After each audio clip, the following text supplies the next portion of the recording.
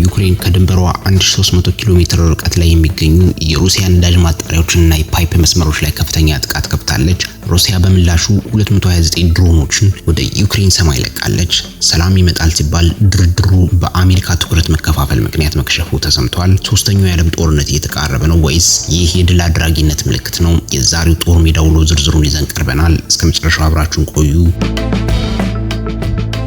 እንደ ሮይተርስ ዘገባ ዩክሬን ዛሬ ሌሊቱን ባካሄደችው ዘመቻ በሩሲያ ውስጥ የሚገኙ የፓይፕላይን መውጫ ጣቢያዎችንና የነዳጅ ማከማቻዎችን ኢላማ አድርጋለች። የዩክሬን ኃይሎች በቮልጋ ወንዝ ዳርቻ የሚገኘውን የሳራቶቭ ዘይት ማጣሪያ መምታታቸው ትልቅ እሳት ቀስቅሷል። ይህ ቦታ ከጦር ግንባሩ በ700 ኪሎ ሜትር ርቀት ላይ ይገኛል። በኪሮቭ ክልል ደግሞ ከድንበር 1300 ኪሎ ሜትር ርቀት ላይ የሚገኘውን የላዛሪቮ የፓምፕ ጣቢያ በመምታት የነዳጅ አቅርቦትን ማስተጓጎላቸው ተረጋግጧል። ሩሲያ ለዩክሬን ጥቃት ምላሽ በመስጠት በአንድ ምሽት ብቻ 229 ድሮኖችን ወደ ዩክሬን ሰማይ ለቃለች።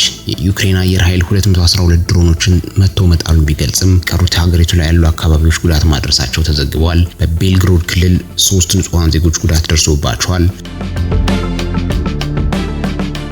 ጃፓን ታይምስ ዘገባ በዩናይትድ ስቴትስ አማካኝነት ሲደረግ የነበረው የሰላም ስምምነት ድርድር በአሁኑ ሰዓት በአስቸጋሪ ሁኔታ ውስጥ ይገኛል። አሜሪካ ትኩረቷን ወደ ሌሎች ዓለሞች ክፍሎች ማዛወሯ በዩክሬን ሰላም ለማጣት የሚያስችል ዲፕሎማሲያዊ መንገድ ጠቧል። ሩሲያ ዩክሬን በዛፓሪዥያ የኒውክሌር ኃይል ማመንጫ ጣቢያ ላይ ጥቃት ማድረሷን ብትከስም ዩክሬን ይህን በይፋ ውድቅ አድርገዋለች። የተባበሩት መንግስታት የኒውክሌር ኤጀንሲ በቦታው የነበሩ ተቆጣጣሪዎች በቱርባይን ህንፃ ላይ ጉዳት መታዘባቸውን ቢገልጹም ጥቃቱ የማን እንደሆነ በግልጽ አልተረጋገጠም። የዛሬ ውጥረት የሚያሳየው ጦርነቱ ከግንባሩ ወደ ኢኮኖሚ መሰረተ ልማት ጥቃት መሸጋገሩን ነው።